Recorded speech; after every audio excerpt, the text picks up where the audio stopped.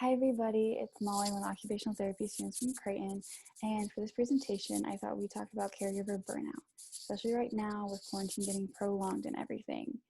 You guys are probably stuck in your homes a lot more than normal and really starting to feel just exhausted.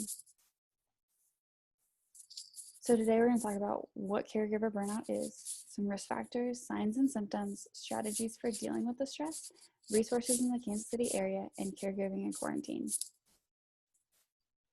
So what is caregiver burnout? Caregiver burnout is a state of physical, emotional, and mental exhaustion. Some of you have maybe had this happen to you before, especially if you've been a caregiver for a long time now. Some of you maybe are just starting to feel this now throughout all of quarantine, and just know that you're not alone, and there's so many people who feel this, and there are so many resources to help you. So some risk factors for caregiver burnout are being female, living with the person you're caring for, social isolation, depression, financial difficulties, and higher number of hours spent caregiving, especially now during quarantine, since if you live with the person you're caring for, you guys are in home all day long, possibly. So some signs and symptoms. If you're constantly feeling overwhelmed or worried, feeling tired, just sleeping too much or not enough, rapid gaining or losing weight, becoming easily irritated or angry, lacking interest in activities you used to enjoy, feeling sad, frequent headaches, body aches, or other physical problems, and potentially abusing alcohol or drugs, and this includes prescription medications. So some strategies to help deal with this. Accept help. You can accept it from a family member or a friend. If you're not sure what they would be comfortable helping with, create a list and allow them to choose what they are comfortable helping with. Allow someone to cook a meal for you, maybe run an errand for you, or maybe they can come just take the person you care for on a walk, or all of you go on a walk just to get out of the house and maybe socialize with somebody else for a change.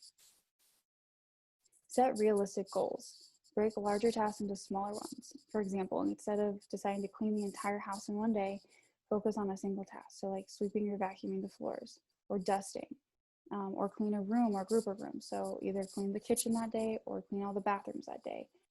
It's whatever you decide is best for you to make you still feel productive, like you got something done, but also so it's not just completely exhausting as well.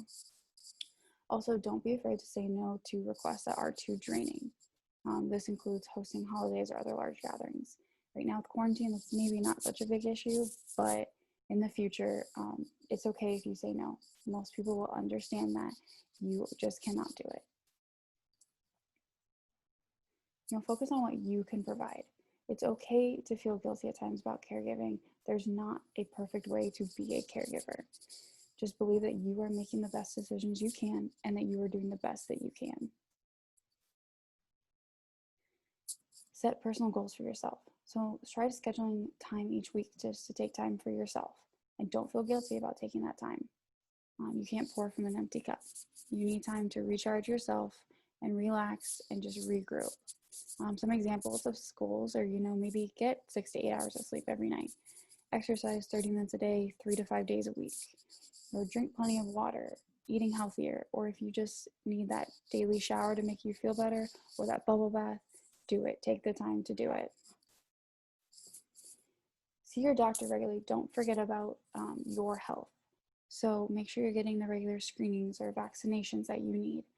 Tell your doctor that you are a caregiver.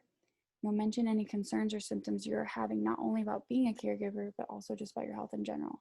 Even if it seems like a very small thing now, it could turn into a larger issue later. Get connected. Find a local support group. Find about other caregiving services in your area. So transportation, respite care, meal delivery, housekeeping, etc. So some resources I found, these are just to name a few. There are so many out there available to you guys. This is just to help get you started. So the American Stroke Foundation program coordinators are always available by phone or email. If you just need to talk through some things, just need a listening ear, need some advice, whatever you need, they are available. Turning Point, it's with the Kansas Health System. They are a lot about recharge, mental health, all that kind of stuff. If you go to their website, they have a catalog of classes available.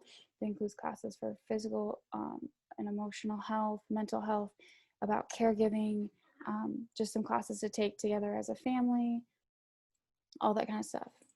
Caring.com, they do offer house cleaning services, respite care. If you need someone to come in and help give your loved one a bath or a shower, whatever you need, I think you can find that on that website if you choose to do so.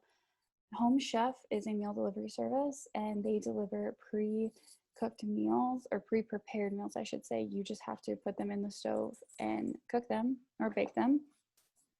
And so it skips all the prep work and all the dishes from the prep work. Meals on Wheels is another delivery service, meal delivery service, and that one is available in the Kansas City area as well. And then transportation one, just one of them is Easy Ride. I know there are lots of others, such as like Uber and Lyft and all that. And I believe if you ask for a disability accommodation, they will be able to provide that. So caregiving and quarantine. Right now with everything getting prolonged, I don't know if you guys are running out of things to do or just getting crazy staring at each other. But here's some ideas to help cope with things. Create areas of separation. Don't be afraid to go to another room for 20 minutes or so to just kind of clear your head and get some time for yourself. Or if you don't feel like doing that, you can always just sit in the same room as the person you care for. But either, maybe put headphones in if you're listening to an audiobook or music or whatever, you still have that separation. Or they can put headphones in or while reading or whatever. Share moments of mutual enjoyment and meaning. Watch a movie or TV show that you both enjoy. Listen to this music you both enjoy. Look through some photo albums. If it's safe to do so, maybe cook a meal or bake a dessert together. Or you can just sit in the same room and do your own thing if that's what makes you happy too. Don't forget to maintain your lifelines. So stay connected with family and friends outside of your home. That can be scheduling weekly or monthly phone calls, Zoom meetings, all that kind of stuff. I know a lot of people have gotten on Zoom meetings and played just games together and all that kind of stuff, just to help get that socialization they haven't been able to get. So thank you guys for taking the time to listen to this. I know right now it's getting really hard. You guys are everyone's feeling it. We all can't wait till things can open back up. But just so you guys know, if you guys are feeling any of these signs and symptoms of burnout, there are people out there that you can talk to. There are people who have been in the same situation. They may have some advice to help out. But I hope this PowerPoint helps a little, and thank you guys for taking the time to listen.